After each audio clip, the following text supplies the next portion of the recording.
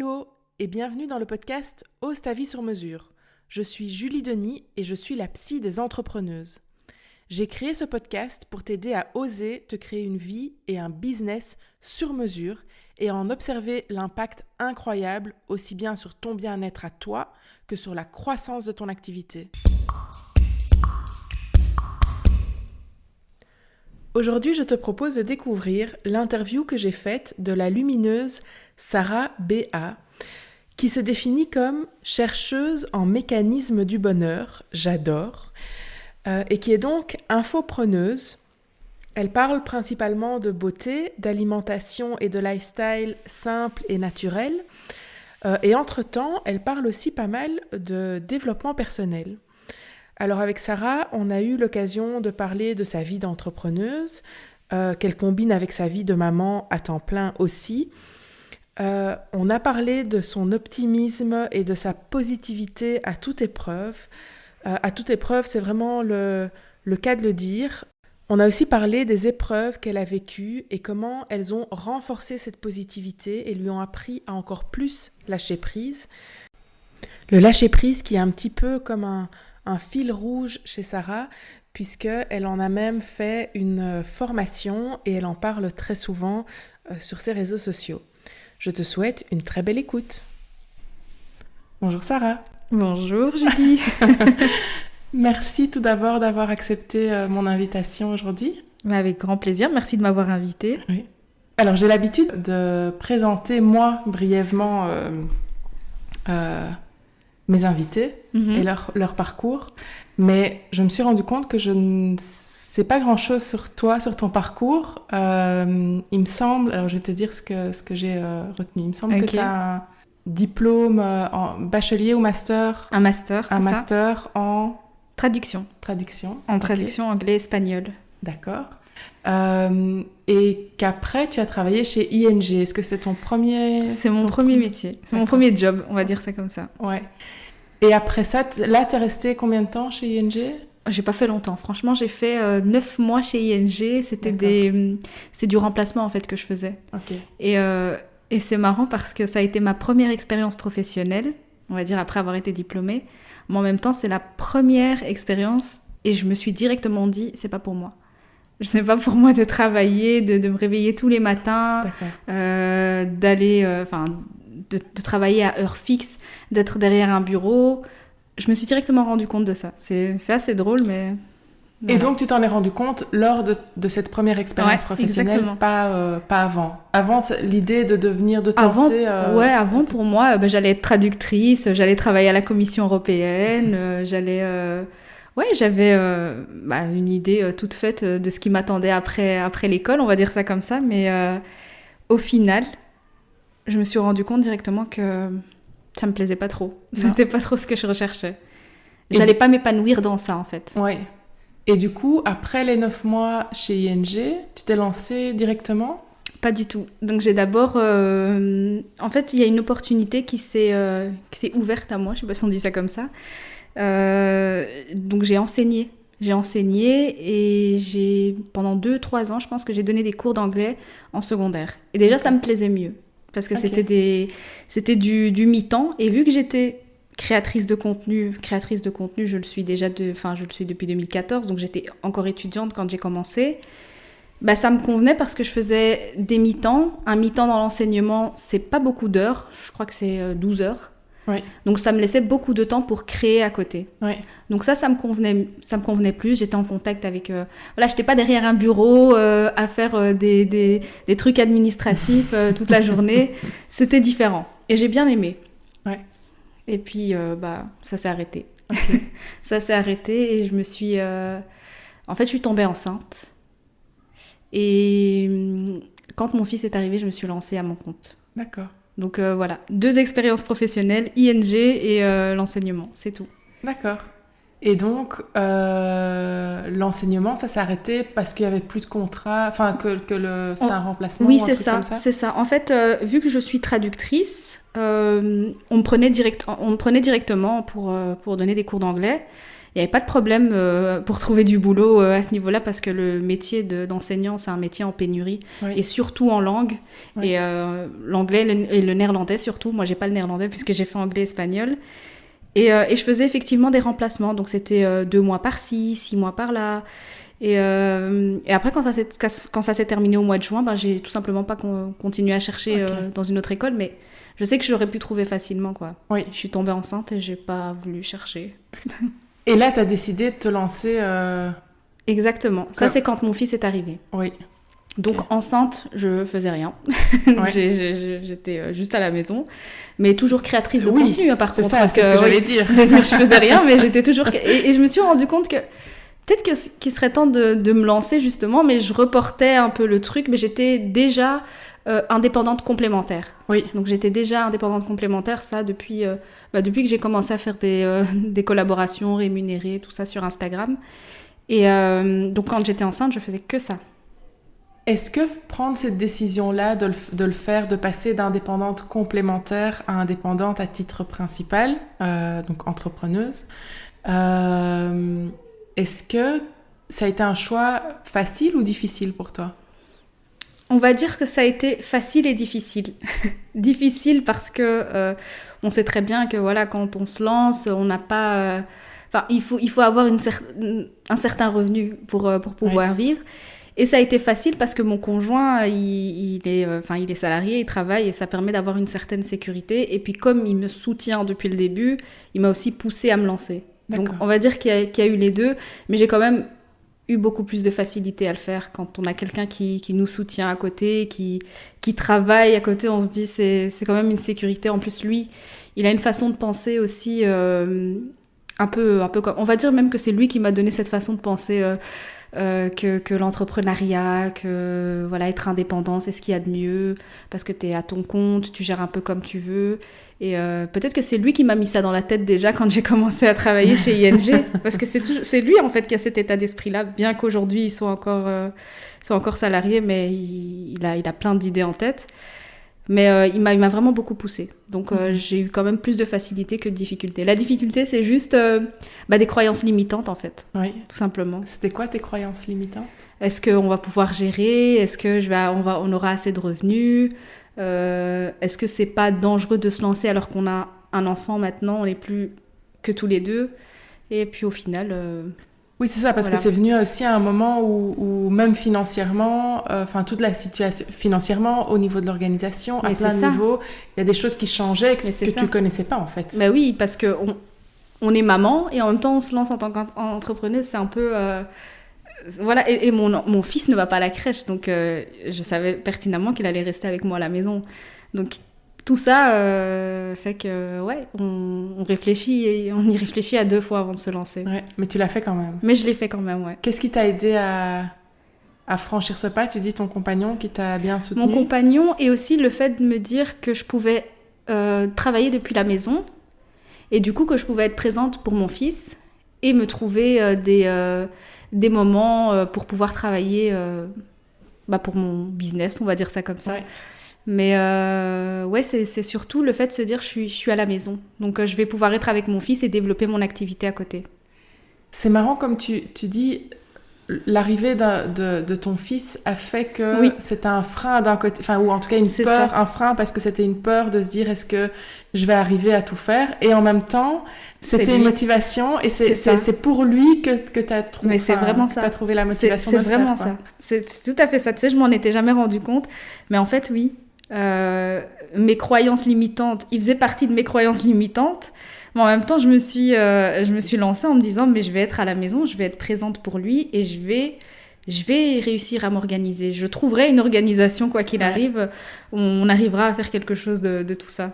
Et au final je me suis lancée. Il est né au mois d'août et je me suis lancée au mois d'octobre. C'est ça. Donc, il avait 3 mois. Ouais, c'est ça. L'âge où la plupart des bébés vont à la crèche. C'est ça. C'est vraiment ça. Moi, j'ai commencé à travailler. C'est comme si j'étais en congé mat, entre guillemets, et puis je me suis lancée, quoi. Ouais. Est-ce que dans ce parcours-là et ce cheminement pour arriver à te lancer à temps plein, donc hein, il y a eu tes études, il y a eu tes différentes expériences professionnelles, au niveau de ta confiance en toi, de ton mindset, après tu disais que tu étais déjà indépendante complémentaire, mais est-ce que tu peux me donner 3 moments clés comme ça où tu as eu un switch alors tu as déjà parlé ici un peu de la naissance de ton fils, mais où tu as eu des choses qui ont bougé au niveau de ma façon de penser, plus de ma confiance. Ouais, les deux. Ouais. On va dire que les moments clés, bah, ça a peut-être été ma première expérience professionnelle. Parce que, comme je le disais, bah, c'est vraiment à ce moment-là que je me suis rendu compte que j'étais peut-être pas faite pour ça. Et du coup, ça a changé ma façon de penser, hein, clairement, parce que bah, à l'école, le chemin normal qu'on nous apprend, c'est tu vas à l'école, ensuite tu vas travailler. Oui. Et ben, moi, quand j'ai été travailler, j'ai pas trop aimé. Ouais.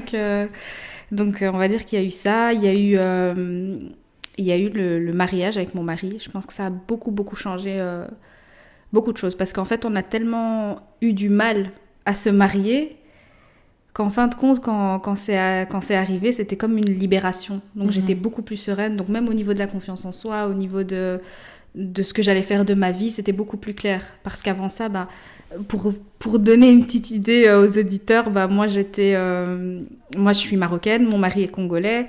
C'est 2 cultures complètement différentes et au niveau des familles, bah, ça collait pas au début. Et il a fallu quand même se battre un petit peu et franchement, ça n'a pas été facile. Et on s'est mariés en 2018 et du coup, ouais, ça a été... on va dire que c'est un moment clé dans ma vie. Et puis mon fils, bien sûr, une épreuve... l'épreuve que j'ai vécue avec mon fils, c'est quelque chose. Hein. Ça n'a pas été facile, mais le fait d'être soutenue par mon mari et le fait aussi d'avoir déjà vécu une expérience difficile, justement, avec mon mari pour pouvoir se marier, bah, ça fait que malgré tout ce que j'ai vécu pendant ma grossesse, mon accouchement, les débuts avec mon fils... Bah, j'ai pu surmonter... J'ai même pas de traumatisme, en fait, par rapport à ça. Parce que si je raconte, en gros, ce qui s'est passé, bah, on peut se dire, mais c'est traumatique un petit peu de vivre une fin de grossesse comme ça, de son enfant qui arrive prématuré 1 mois et demi à l'avance, qui reste en néonate, qui a besoin d'une aide respiratoire, tout ça, et d'avoir quand même le mental un mental d'acier, on va dire ça comme ça, mais au final, je pense que toutes ces petites expériences dans la vie font qu'on devient de plus en plus sereine. On sait que... Bah moi, j'aime bien dire toujours sur les réseaux sociaux que quand on n'a pas le contrôle sur quelque chose, à quoi ça sert de s'accrocher ? Il faut juste lâcher prise, en fait. On ne sait pas contrôler. Ce sont des choses qui arrivent. Il faut juste les accepter et bien les gérer. Essayer, en tout cas, de bien les gérer. Et contrôler ce qu'on peut contrôler, voilà, et puis le reste... Exactement. Quand on peut contrôler, on contrôle, sans souci. Ouais. Mais quand il n'y a pas moyen, il y a des choses qu'on ne peut pas gérer. Un enfant qui arrive prématuré, qui a des difficultés pour respirer, tout ça, qu'est-ce que tu veux contrôler ? Tu as juste besoin de lâcher prise et d'être présente pour lui, pour ton mari, pour ta famille, leur montrer que toi, t'es forte pour pas que tout le monde sombre en même temps dans le même truc, quoi. Oui, tout à fait. Et voilà, 3 moments clés. Il y en a sûrement beaucoup plus, hein, mais on va dire que c'est ce qui me vient à l'esprit là maintenant, quoi. Oui, c'est ça. Et c'est marrant comme tu donnes un exemple, un moment clé de... professionnel, et puis 2 moments plus personnels. Et je dis tout le temps... On est une seule et même personne, peu importe, on parle de l'entrepreneuriat et de toi en tant qu'entrepreneuse, mais tu restes une seule et même personne, c'est ça.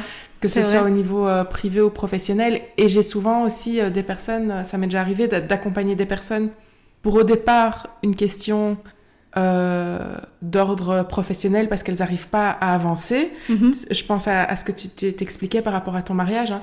Et qu'en fait, on travaille plus sur une question personnelle parce qu'elles elles avancent pas au niveau du couple. C'était, je pense à quelqu'un en particulier, elle avançait pas au niveau de son couple, c'était pas clair et tout. Et à partir du moment où là, elle a mis de la clarté et qu'elle a réglé les choses, naturellement, elle est arrivée à avancer au niveau professionnel aussi, quoi. Ça a un lien d'office, en fait. Ouais, c'est vrai, j'avais pas vu ça comme ça, mais effectivement, je pense que, surtout quand t'es entrepreneur, je pense... ouais, le privé d'office, en fait, c'est dedans. Ça fait partie de toi, en fait. Oui, c'est ça. Tu dois être bien pour pouvoir, pour arriver à faire C'est ça. tourner Si t'es pas bien dans ta ton tête, business, quoi. Ouais, exactement. Faut être épanoui dans sa tête. Moi, vraiment, le mariage, je l'ai vécu comme une libération, vraiment. Et les gens l'ont vu. Je pense que ça se voyait, même le avant-après, même au niveau de mon visage, bah, ça a changé, quoi. C'est bon, quoi. Ouais. Nos familles s'entendent bien, tout va bien, et donc on peut avancer, quoi. Oui, on peut avancer sur d'autres choses. C'est ça, ouais. Exactement. C'est ça. Mais c'est chouette parce que le mariage, c'est j'allais dire toujours, mais la plupart du temps, en tout cas, c'est un événement heureux et voilà. Mais si en plus ça a pu t'apporter toutes ces choses-là, c'est ça. C'est vraiment chouette, quoi. Ouais. Du coup, il y a 2 ans, ton fils il a 2 ans maintenant. Oui, c'est ça, il a 2 ans. À temps plein, à ton compte. Comment tu fais pour gérer maman et comme nouvelle mom preneuse, comme on dit? Bah, ça, c'est une question qu'on me pose beaucoup en plus sur les réseaux sociaux. Et je sais même pas dire comment je gère, en fait. Ça se fait naturellement. J'ai l'impression qu'au début, j'avais une organisation beaucoup plus stricte parce que mon fils, j'ai eu la chance, il faisait que dormir. Il faisait que dormir, donc moi j'avais beaucoup de temps pour moi, pour créer du contenu et tout ça. Et là, on va dire que il grandit, donc il a plus qu'une sieste dans la journée. Et c'est comme ça que je m'organise, en fait. Et j'ai trouvé mon organisation, en 2 ans, elle a fait que changer. Elle a fait que changer et s'adapter à mon fils, et c'est normal, parce que la priorité, c'est quand même lui. Oui. Et donc, du coup, je travaille, entre guillemets, parce que j'ai pas l'impression de travailler vraiment, puisque j'aime ce que je fais, évidemment, quand il dort. Vraiment quand il dort. Parce que quand il est là, il y a des choses parfois qui sont urgentes, qu'il faut pouvoir traiter à temps. Mais en général, je travaille rarement quand il est avec moi, quoi. J'essaye d'être présente pour lui. Donc, c'est vraiment quand il dort. Il fait des bonnes siestes, donc j'ai de la chance. Et il dort assez tôt, donc je peux encore travailler un petit peu le soir, quoi. C'est ça. Mais donc, du coup, tu travailles 3-4 heures sur ta journée? Ouais, et encore, parce que j'arrive à gérer mon temps. On va dire que c'est pas 3 heures comme ça où je suis derrière l'ordinateur à travailler. J'ai un métier où, je peux... j'ai même pas l'impression de travailler, comme je l'ai dit, en fait, que je sais même pas dire combien d'heures je passe, mais j'imagine que je passe beaucoup d'heures sur les réseaux sociaux, puisque c'est quand même mon activité principale. Mais je sais même pas dire combien d'heures, mais à mon avis, ça doit tourner autour de 3-4 heures par jour, sans vraiment avoir l'impression de travailler, quoi, parce que tu aimes ce que tu fais, et aussi parce que les réseaux sociaux, c'est trop cool, donc on arrive à s'adapter, quoi. Là, je suis sûre que t'en fais rêver certaines, tu vois. En disant ça, tu te dis non, mais moi je travaille 3-4 heures par jour et encore, j'ai pas l'impression de travailler. Oui. Mais du coup, comment tu fais pour... Parce que là, tu es rémunérée, tu as ta formation que tu as lancée il y a 1 an, je pense, à peu près. Exactement, c'est ça, il y a 1 an. Sur le lâcher-prise, justement. C'est ça. Donc ça, c'est une source de revenus. Oui. Mais et tu as un e-book, je pense, aussi sur le lâcher-prise. Exactement, oui, c'est ça. Et à côté de ça, tu as des partenariats. Exactement. Donc on appelle ça des placements de produits, des collaborations. Moi, j'aime bien le mot collaboration parce qu'on travaille avec une marque. Et on va dire que la source de revenus principale, ce sont les collaborations. Oui, ok. Et la formation, le e-book que j'ai lancé, c'est une source de revenus en plus. Oui. L'idée, c'est d'aller plus vers une source de revenus, quelque chose qui m'appartient à moi, plutôt que de faire que des collaborations. Mais à la base, je suis quand même sur les réseaux sociaux depuis 2014 et je fais des collaborations depuis 2014. Non, je pense que ça a commencé 1 an après, 2015 peut-être, ou 2016, je sais plus. Et pour l'instant, c'est, on va dire, la source de revenus principale. Même si j'aimerais aller plus vers quelque chose qui... que mon nom soit... que tout m'appartienne, on va dire ça comme ça. Oui, de ne pas être trop dépendante d'autres... c'est ça. Organismes ou partenaires. C'est ça, en fait, c'est vraiment ça.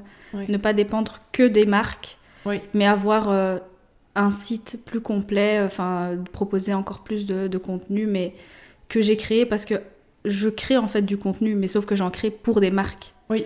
Alors que l'idéal serait de créer des choses pour soi, pour les gens, qu'on crée mes propres produits, on va dire ça comme ça, pour les proposer aux gens, tout simplement. Oui, oui. Du contenu, en fait. Créatrice de contenu.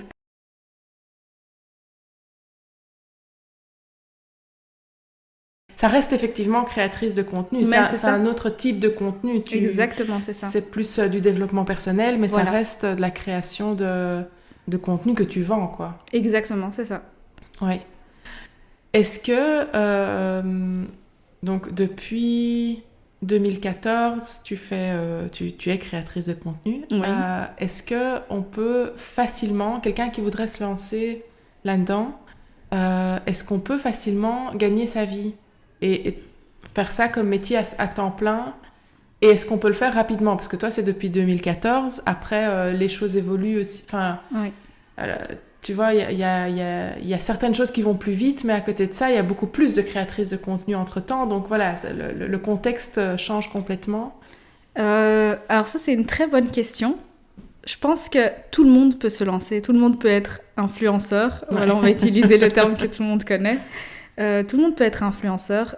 Gagner sa vie en étant influenceur, je pense que facilement aussi on peut y arriver, mais ça dépend plus de l'état d'esprit de la personne qui se lance. Pour quelle raison elle va se lancer? D'accord. Et j'aime ça. Vas-y, développe l'état d'esprit. L'état d'esprit, bah oui, c'est important parce que est-ce que c'est se lancer vite pour gagner de l'argent vite, ou est-ce que c'est se lancer pour apporter de la valeur aux gens? Parce que l'idée quand même, quand on est influenceur, à la base, c'est apporter quelque chose en plus aux gens, quelque chose que ces gens n'ont pas, que ces gens qui nous regardent, oui. Parce que ce sont des vraies personnes, c'est pas juste des gens qui vont te rapporter entre guillemets de l'argent. Il faut penser à ça en fait. Je pense que c'est le plus important, de se dire je me lance parce que je pense que je peux aider les gens ou que je peux leur apporter quelque chose, pas forcément aider, mais plus apporter quelque chose en plus, quelque chose de différent. Parce que comme tu l'as dit, il y a beaucoup d'influenceurs aujourd'hui, et je dirais pas qu'il faut se démarquer, mais il faut quand même, comment dire, être différent, mais être soi. Donc oui, et ben je pense qu'en étant réellement soi, on est différent. De toute façon, c'est ça, parce qu'on est tous uniques. Exactement. Mais se démarquer, c'est difficile aujourd'hui aussi, tu vois, parce qu'on va souvent donner le conseil de il faut se démarquer, il faut faire les choses différemment et tout, mais c'est difficile, il y a de tout sur les réseaux sociaux. Je veux dire, on peut se lancer dans la mode, dans la beauté, dans le business. Enfin, il y a plein de sujets. Mais c'est pas se démarquer, c'est vraiment être soi, comme tu l'as dit, du coup, et vraiment le faire parce qu'on veut apporter quelque chose en plus aux gens, quoi. Et je pense que c'est une nuance importante. Et tu disais, on va utiliser le terme que tout le monde connaît, influenceuse. Mais c'est vrai qu'on a souvent cette image des influenceuses. Ça a parfois une connotation négative, le mot influenceuse. Oui, souvent. Mais je pense que c'est aussi parce que, et c'est ce que tu expliquais, vouloir apporter quelque chose aux autres tout d'abord avant de vouloir rapidement gagner de l'argent. Si ça, c'est ton seul objectif. Et souvent, en fait, je pense que l'image que les influenceuses ont, c'est de vouloir gagner de l'argent à tout prix. Ou recevoir des produits au début quand on se lance, on se dit de recevoir des recevoir produits gratuits et tout. C'est ça, de vendre des produits dont ils ne sont pas du tout convaincus, mais juste pour gagner de l'argent. Et c'est chouette ce que tu dis, c'est vraiment vouloir apporter une valeur, apporter quelque chose aux autres. En plus, c'est ça. Ouais. Et c'est souvent ça aussi qui fait qu'on tient sur la durée et que ça marche sur la durée. Mais c'est ça, parce que sinon, si on veut juste recevoir des produits gratuits et faire des partenariats, au final, on s'en fout des gens qui sont en face de nous. On s'en fout, on veut juste avoir de l'argent. Donc, si je leur propose une crème qui peut détruire leur peau, c'est pas mon problème, parce que moi, j'ai gagné 2 000 € derrière. Ouais. Mais c'est pas l'idée. Ouais. Moi, quand je me suis lancée, c'était... c'est marrant parce qu'aujourd'hui, moi, je fais beaucoup de développement personnel, mais la base, c'était vraiment la beauté, l'alimentation saine... Ouais, c'est ça. On va dire que c'était beaucoup la beauté et l'alimentation saine. Et puis petit à petit, c'est devenu aussi du développement personnel. Et aujourd'hui, je dirais même que c'est tout un lifestyle, en fait. C'est tout ce qui tourne autour du bien-être de la femme. Oui. Et ça, en fait, ça a évolué, mais la base est toujours la même. Et c'est pour ça que j'ai jamais décroché, que je suis toujours active sur les réseaux sociaux, que je suis toujours là. Parce que je sais que c'est ce que je voulais faire à la base. Je n'avais pas dans l'idée de... je savais même pas, d'ailleurs, à cette époque-là, qu'on pouvait gagner de l'argent en faisant ce que je fais aujourd'hui. Donc c'est ça qui aide, je pense. En 2014, quand tu as commencé, c'était tu dis je savais même pas qu'on pouvait gagner je savais de l'argent pas du avec tout. ça. Je savais vraiment pas, mais je gagnais pas d'argent. Je partageais des choses gratuitement. Gratuitement, je donnais. Je le fais encore aujourd'hui, je partage encore beaucoup gratuitement. D'ailleurs, je crois 80% des choses que je partage sur les réseaux sociaux, je le fais gratuitement. Bon, quand je dis gratuitement, ça peut paraître bizarre, mais, mais voilà, c'est de la création de contenu qui vient de mon plein gré, quoi. Pas... que je suis pas rémunérée derrière. Et du coup, en 2014, quand tu as commencé, c'était quoi l'objectif ou l'idée derrière si Alors, en 2014, quand je me suis lancée, c'était parce que j'avais envie d'avoir une meilleure alimentation. Je travaillais à ce moment-là avec une dentiste. J'étais son assistante dentaire, j'étais étudiante. Et en fait, cette dentiste, elle m'a beaucoup, beaucoup inspirée parce qu'elle avait une alimentation saine, elle faisait très attention à ce qu'elle achetait, elle achetait bio, enfin voilà, c'est le truc qui fait un petit peu rêver, entre guillemets. Elle faisait attention à tout, elle allait voir, elle allait se faire des massages, enfin bref, elle avait vraiment un lifestyle qui me plaisait et j'étais très impliquée dedans parce qu'elle me demandait pas mal de choses en plus de l'assister sur... tout ce qui est dentaire. Et elle était spécialisée, donc c'était une pédodontiste, je crois que c'est ça qu'on dit, donc vraiment avec les enfants. Et elle donnait beaucoup de conseils aux parents. Il faut faire attention, ils doivent pas trop manger ça, parce qu'après, franchement, on a vu des catastrophes, des dents tout abîmées, tout ça. Et je me suis dit, ce serait bien que je change d'alimentation et que je partage ça avec des gens sur les réseaux sociaux. Il y avait beaucoup de comptes Instagram américains qui faisaient ça et pas beaucoup de francophones, même pas du tout.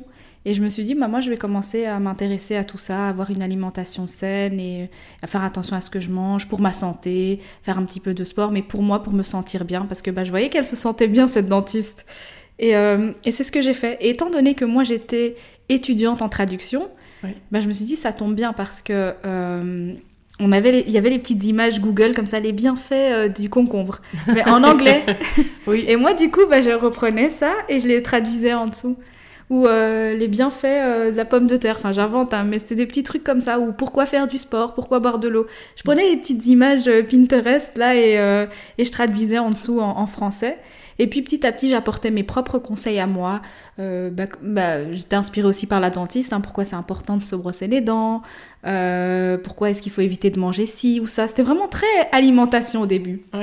Et quand on s'intéresse à ce lifestyle-là, en fait, petit à petit, on commence à se dire il faut que j'utilise aussi des produits naturels pour ma peau et mes cheveux. Parce que c'est bien de se soigner de l'intérieur, mais de l'extérieur aussi, il faut commencer à utiliser des bons produits. Et du coup, ça s'est transformé en compte beauté aussi. Donc, tout ce qui est produit naturel, j'ai commencé à accepter mes cheveux au naturel, commencer à prendre soin de ma peau au naturel. Donc, tous des produits bio, naturels, des compositions clean. Et je partageais tout ça avec les gens. Comment faire son bain d'huile, comment prendre soin de sa peau, quels produits utiliser. Et... Du coup, cette transition-là, toi, d'aller vers du bio, parce qu'effectivement, tu parles beaucoup de nourriture, de comment prendre soin de soi de manière naturelle, etc. Mais ça veut dire que toi aussi, cette transition-là, tu l'as vécue à partir de 2014 ? Mais c'est exactement ça, en fait. Les gens qui me suivent depuis 2014, ils ont vraiment vu cette évolution-là, parce que en fait, j'ai partagé que de ma vie, que de ma façon de... comment j'ai changé, en fait. Et c'est pour ça que je disais justement que je me suis lancée parce que je pensais pas que je pouvais gagner de l'argent derrière. Je pensais juste partager des... Et puis, j'ai commencé à recevoir des produits gratuits. Et là, ça a changé un petit peu. C'est ça. Est-ce que tu te souviens de ta première... c'est partenariat que tu appelles ça. Ton premier collaboration, la première collaboration que tu as eue, est-ce que tu t'en souviens ? Bien sûr, je l'oublierai jamais. Bon, d'abord, j'ai commencé à recevoir des produits à la maison. Bon, ça, on va dire que ça compte pas vraiment. Mais la première collaboration rémunérée, c'est une marque avec laquelle je travaille encore aujourd'hui. Je pense que je peux dire la marque. C'est WAM. Oui. C'est la première marque qui m'a fait confiance. Et c'était en 2016. Et du coup, je me suis lancée en tant qu'indépendante complémentaire à ce moment-là. J'ai directement fait les choses clean, correctes, on va dire ça comme ça. Et c'est la première marque qui m'a fait confiance et je travaille encore avec eux aujourd'hui. Oui, c'est ce que j'allais dire. Et qui te fait encore confiance. Et qui me font encore confiance. Et je suis un peu... C'est une marque française et je suis un peu pour eux l'ambassadrice belge, quoi. Oui. Je suis la référence en Belgique pour la marque WAM. Et j'oublierai jamais parce qu'ils m'ont fait confiance en fait. Je parlais tellement de cette marque, j'en parle tellement encore aujourd'hui d'ailleurs. C'est vrai. Et ils m'ont dit, écoute Sarah, grâce à toi, franchement, ça marche super bien. Bon, grâce à moi et d'autres influenceurs, évidemment, pas que moi. On aimerait bien faire quelque chose d'autre avec toi. Et du coup, ils m'ont rémunéré pour mon travail. Et après, ça a même été plus loin parce que je suis vraiment devenue, comme j'ai dit, la référence pour eux. Donc, j'ai commencé à aller dans les magasins dits en Belgique pour présenter la marque. La marque venait juste d'arriver en Belgique dans ces magasins-là. Là, aujourd'hui, ça fait un moment qu'elle se vend. Et du coup, pour faire connaître la marque, je faisais des petits ateliers dans les magasins dits. Et évidemment, voilà, c'est comme ça que ça a commencé. Et ouais, c'est la première marque qui m'a fait confiance et jamais j'oublierai. Jamais. Comment Est-ce qu'il y a eu des moments où tu as eu un peu ce syndrome de l'imposteur, de dire... parce qu'évidemment, quand on crée du contenu gratuitement, pour un peu un espèce de journal de bord, je mets des gros guillemets, mais journal de bord de sa propre évolution, en donnant des conseils à d'autres aussi, comme ça, un peu dans son temps libre, et après être rémunéré... Enfin, après un certain temps, mais être rémunéré pour faire ce travail-là, la pression, j'imagine que la pression est différente et que... Le syndrome de l'imposteur, je pense que je le vis encore aujourd'hui. D'accord. Je pense, j'ai l'impression un peu comme tous les entrepreneurs, mais peut-être pas, peut-être que je me trompe. Mais je le vis encore aujourd'hui et j'ai l'impression qu'avant, il était beaucoup moins présent, justement, quand j'ai commencé. Oui. Ouais. Je pense que, comme tu l'as dit, c'est quand j'ai commencé à être rémunérée, peut-être. Peut-être que c'est ça, je sais pas. Mais aujourd'hui, c'est quelque chose qui me touche encore. Je me bats contre ce syndrome, mais c'est quelque chose qui est toujours en moi. Et aujourd'hui, encore plus, parce que j'ai envie de dire, la concurrence est rude. Et il y a des gens qui font les choses tellement bien que tu te dis, est-ce que moi, je suis à la hauteur de ces personnes-là ? Et tu te compares sans cesse. Pourtant, je dis aux gens qu'il faut pas se comparer. On est tous différents, on apporte tous quelque chose de différent, même si tout le monde parle de beauté, de cheveux, de routine visage, etc. On a toute une communauté différente et on fait toutes les choses de manière différente aussi. Mais on a toujours cette comparaison, en fait, de se dire est-ce que moi je suis légitime de parler de ça ? Oui, c'est ça. Est-ce que j'ai raison ? On se pose des questions, en fait, tout simplement. Ouais. Oui, et tu as raison, c'est effectivement de se dire mais chacun est différent, chacun amène sa propre touche. Ou pas, hein. Parfois c'est même exactement le même contenu, mais ta personnalité est différente, la manière dont tu vas l'expliquer est différente, et donc la manière est différente du coup. Ouais. Et c'est ça qui va du coup, certaines personnes vont plus s'accrocher avec toi qu'avec quelqu'un d'autre ou vice versa. Et c'est ça qu'il faut se rappeler, mais après c'est humain de se comparer. C'est humain, c'est ça, et quand tu le vis, c'est différent parce que tu te dis mais non, je sais pas, peut-être que moi je suis pas légitime ou peut-être que je fais pas assez aussi.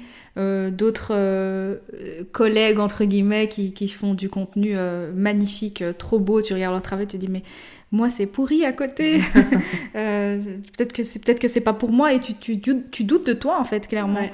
Et puis tu fais quand même, hein. C'est ça. Comment est-ce que tu sors quand ça vient, comment est-ce que tu sors de ça? Comme je disais tout à l'heure, je me dis tout simplement que je suis différente et que ma communauté est probablement différente et que si elle est là, c'est que c'est ma personnalité qu'elles aiment et ma façon de faire les choses. Et du coup, je me remets en question et puis je me dis mais non, mais t'as quand même une communauté de plus de 80 000 abonnés. Tu peux quand même être fière. Mais parfois tu doutes parce que tu te dis oui, mais j'ai 80 000 personnes, mais parfois ça stagne, je perds des abonnés, j'en récupère un petit peu, puis j'en perds encore. Donc c'est... Ouais, je doute constamment, hein. faut dire la vérité, même si je parle beaucoup de confiance en soi et tout. Je doute constamment on va dire, tout ce qui est business me fait douter, quoi. Ouais. Mais merci de partager ça parce que je pense que c'est humain de douter et qu'il y a personne... Les personnes que j'accompagne en tant que psychologue, que j'accompagne parfois autour de ces sujets-là, ont parfois comme objectif, quand c'est par exemple la confiance en soi, ont parfois comme objectif de ne plus jamais douter. Parce qu'ils imaginent que c'est possible de ne jamais douter. Ouais. Mais en fait, c'est pas possible. J'aime bien travailler avec des échelles, si t'as un manque de confiance en toi et que tu t'évalues à un 3 sur 10, imaginer être à un 10 sur 10, c'est juste pas possible. Impossible. Si ton objectif, c'est d'arriver à 7-8, oui, ok, là, on peut travailler, on peut faire évoluer les choses. Mais c'est pour ça que je dis merci de partager ça, parce que... c'est parce que j'en suis consciente, en fait. Tu vois, je sais que j'aurai jamais à 100% confiance en moi. Et je dis toujours que, en fait, on peut pas avoir 100% confiance à 100% confiance en soi, je vais y arriver. Et il y aura toujours des moments où voilà, on va douter, où la confiance en soi va baisser, puis ça va remonter, puis ça va baisser. Mais ça fait partie de la vie. C'est le travail de toute une vie, comme on dit souvent. C'est vraiment le travail de toute une vie.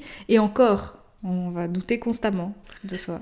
Les personnes qui doutent pas d'elles, ça vire un peu vers la pathologie. Hein. C'est ça. C'est la personne. C'est pas possible. Non, c'est ça. C'est pas possible. Et puis les moments de doute permettent parfois, après, il faut pas que ce soit trop souvent effectivement, mais permettent aussi de se remettre en question et parfois d'évoluer, de donner d'autres directions ou de créer des nouvelles choses. Bah oui, c'est ça, de se dire ok.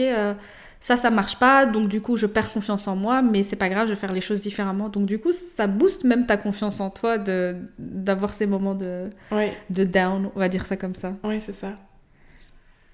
Est-ce qu'il y a d'autres choses, des freins que tu as pu avoir dans ton parcours, des choses auxquelles toi tu as dû travailler sur toi? Tu vois, tu parles souvent de développement personnel, mais donc...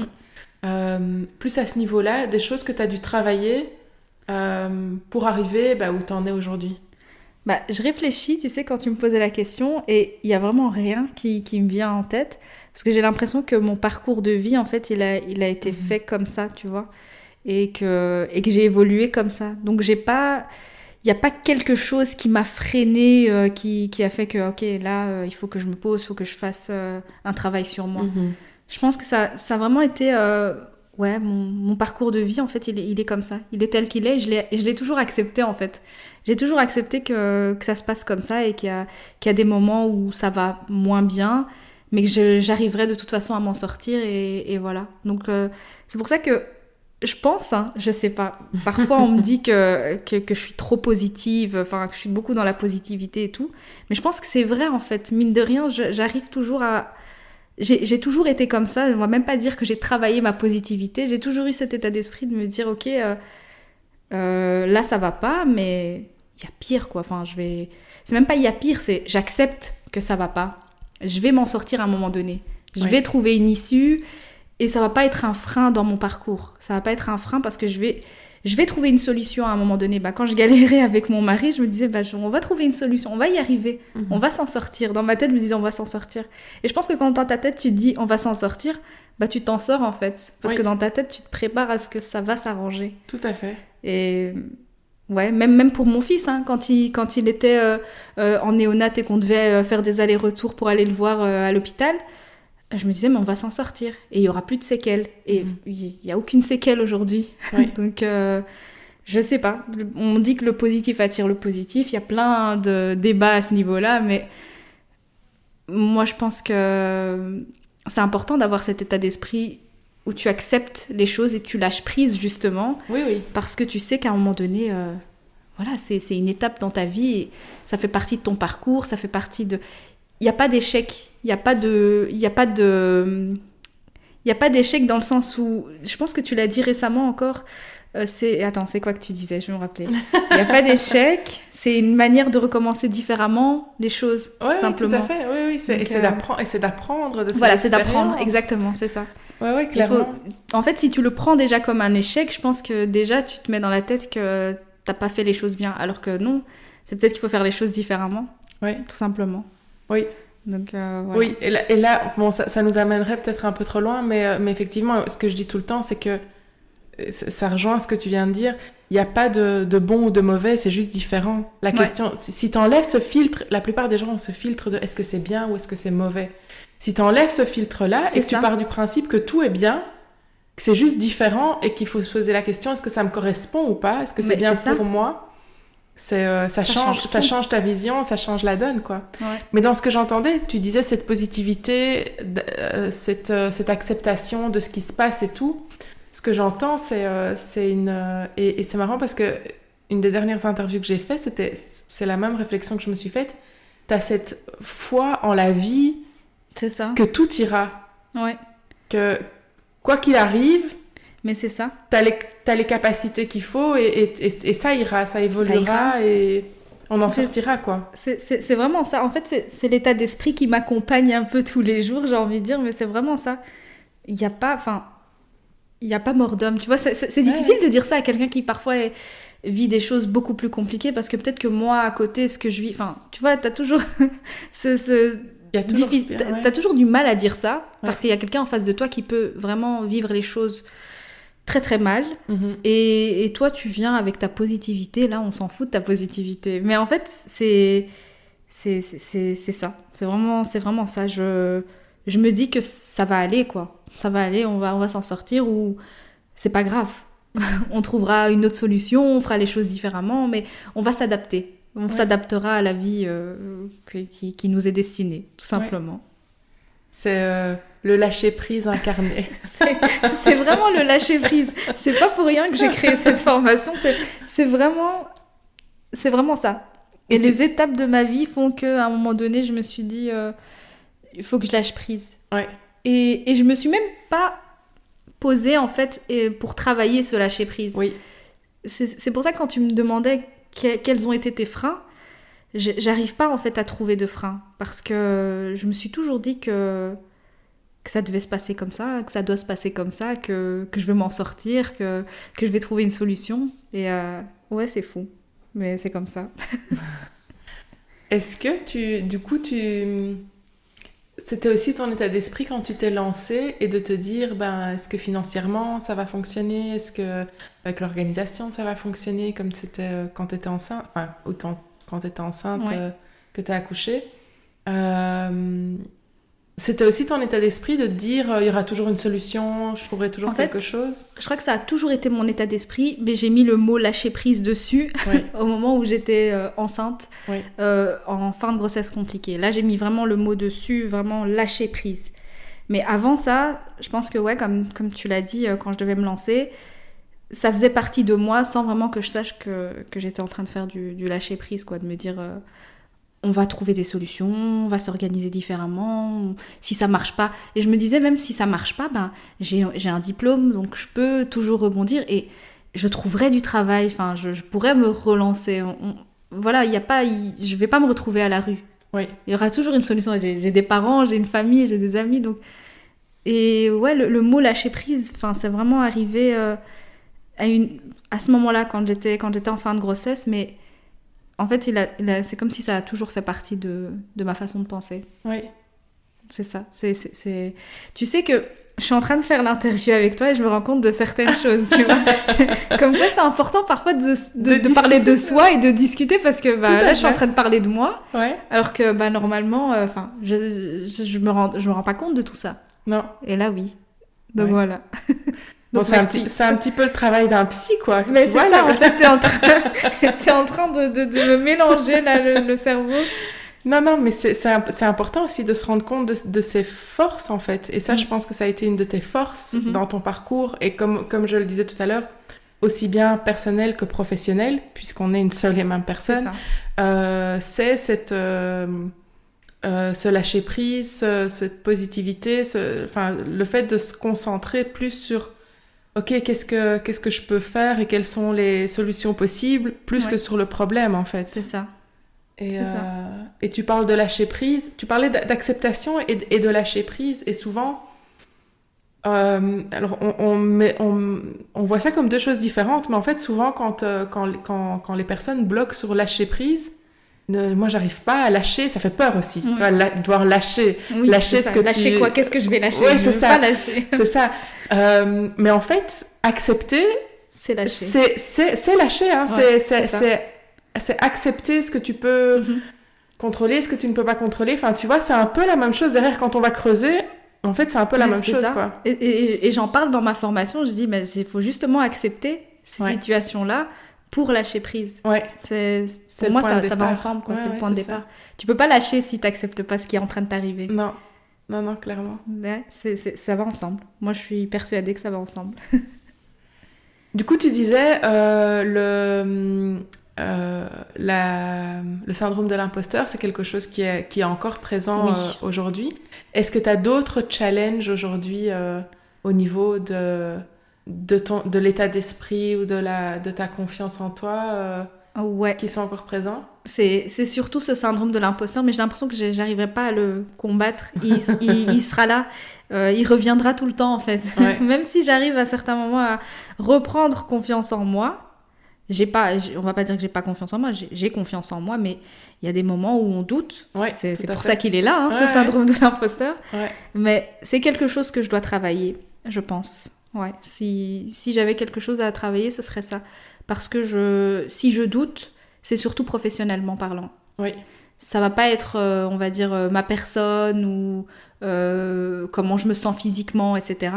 Ou comment je me trouve physiquement. Oui. Ça va plus être professionnellement parlant où je vais douter de moi, me comparer. Est-ce que je suis capable? Est-ce que je peux le faire? Et d'ailleurs, ça a toujours été comme ça, même à l'école. Ah oui. J'ai toujours eu ce petit truc, tu vois, de je dois bosser plus que les autres. Je dois faire plus pour arriver à un résultat peut-être juste satisfaisant. Et du coup, ça fait qu'aujourd'hui encore, j'en doute parce que je me dis, je travaille quand même beaucoup, enfin, je propose beaucoup de contenu. Est-ce que c'est suffisant? Et est-ce que je vais évoluer comme j'ai envie d'évoluer? Et du coup, tu doutes. Tu doutes parce que tu te dis, mais j'ai envie d'évoluer beaucoup plus vite, j'ai envie de faire encore plus de choses. Et puis, la réalité te rattrape.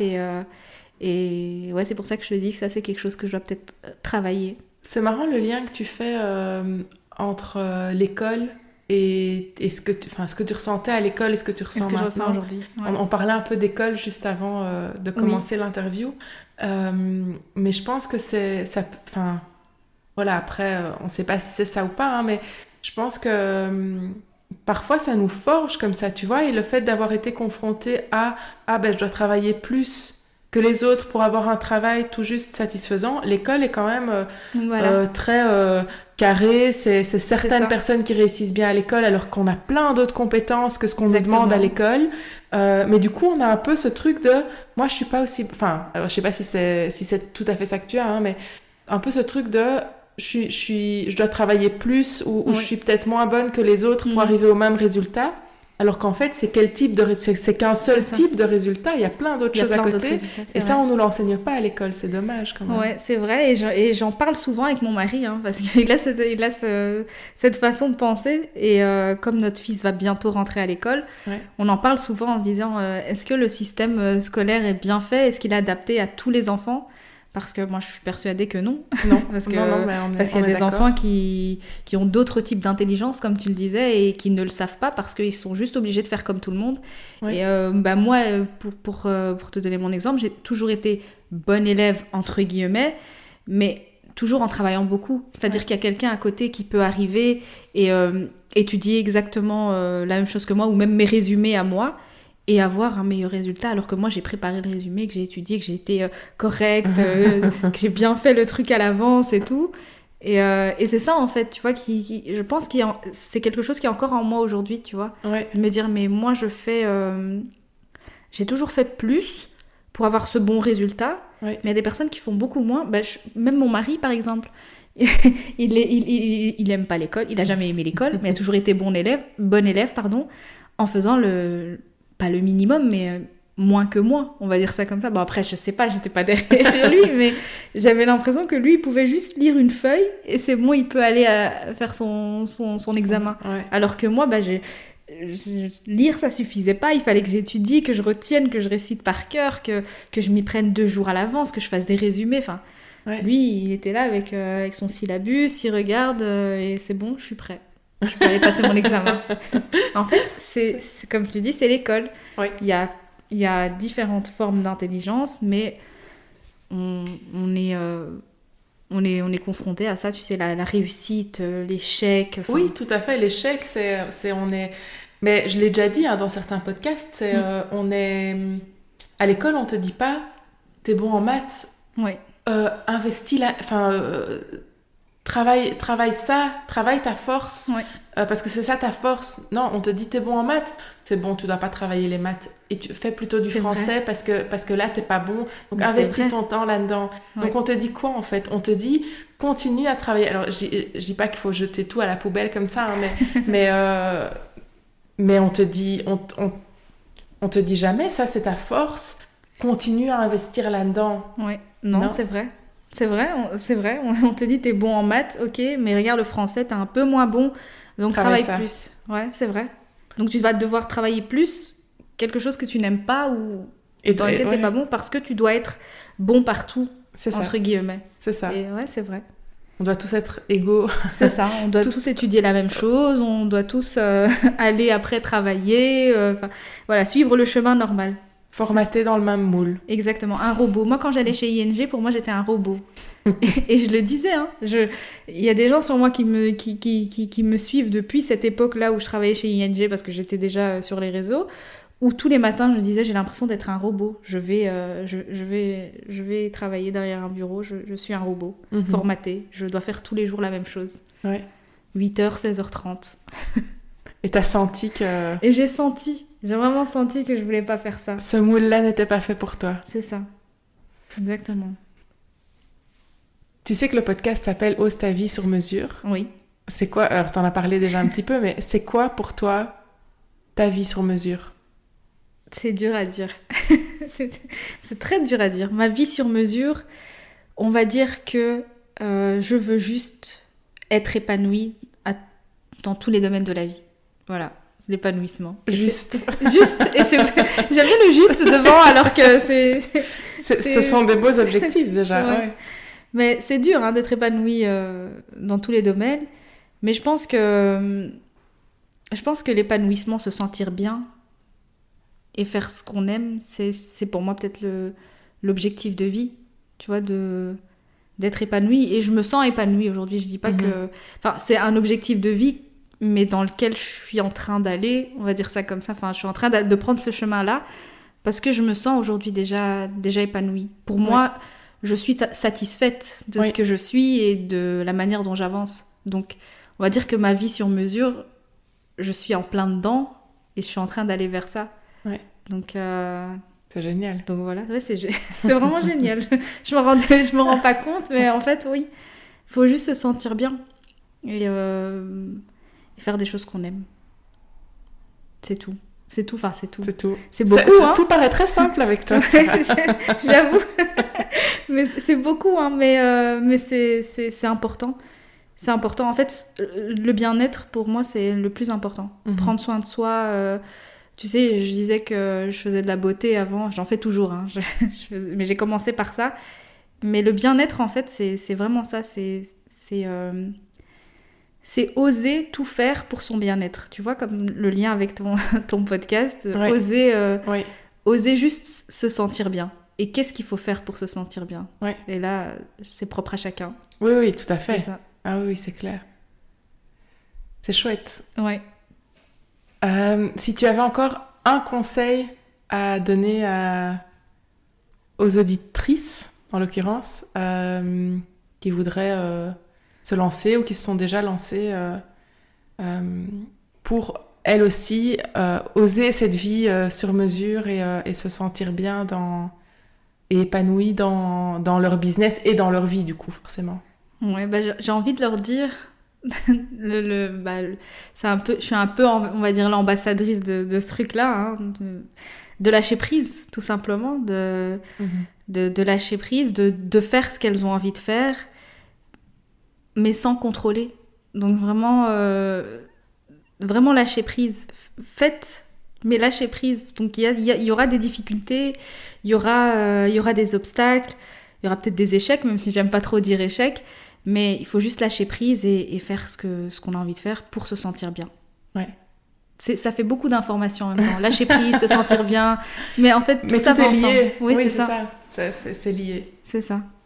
Super. Écoute, ce que moi je retiens d'aujourd'hui, hein, tu as donné plein d'informations. Forcément, il y a le lâcher-prise qui est là, qui est un peu, comme tu dis, tu disais que tu étais l'ambassadrice en Belgique de WAM, mais je pense que tu es aussi un peu l'ambassadrice du lâcher-prise. Franchement, c'est pas mal d'être l'ambassadrice du lâcher-prise. C'est vrai. Et ce que je retiens aussi, c'est cette force, quelque part, que tu as en toi, et les difficultés que tu avais, les freins que tu as pu avoir, de les transformer en motivation aussi. Hein. Tu donnais l'exemple de ton fils qui ça te faisait peur de te lancer juste après ton accouchement, mais en même temps, c'est ce qui t'a donné cette force-là.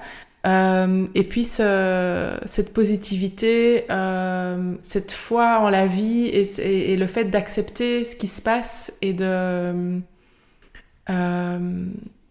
d'accepter ce qui est là et de te dire c'est tout le temps il y aura une solution, on en ressortira quoi qu'il arrive. C'est ça.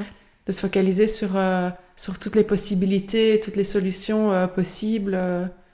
Et c'est vraiment une grande force, je trouve, parce que c'est une grande forme de confiance en soi aussi, c'est de se dire j'ai les ressources quoi qu'il arrive de gérer ce qui va se passer. De gérer ce que je peux gérer.